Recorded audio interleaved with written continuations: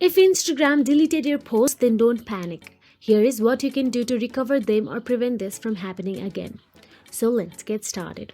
First of all, open the Instagram app on your mobile device and go to your profile by tapping on your profile icon at the bottom right corner of your screen. Now, once you're inside your profile, tap on the three dashboard option available in the top right corner of your screen.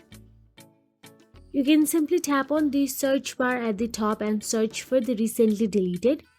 Or if you don't find it through the search bar, then you can go back and tap on the your activity option available there. And simply tap on your activity. Inside your activity, you can see recently deleted option available. Tap on it. And there you can find your deleted post. Tap on the deleted post, then tap on the three dot icon available there, then tap on the restore option available.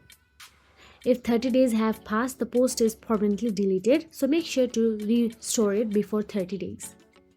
And in order to prevent this for future deletion, make sure to follow Instagram's community guidelines and use original content. So that is it. If you found this video helpful, please like, share and subscribe, and thank you so much for watching.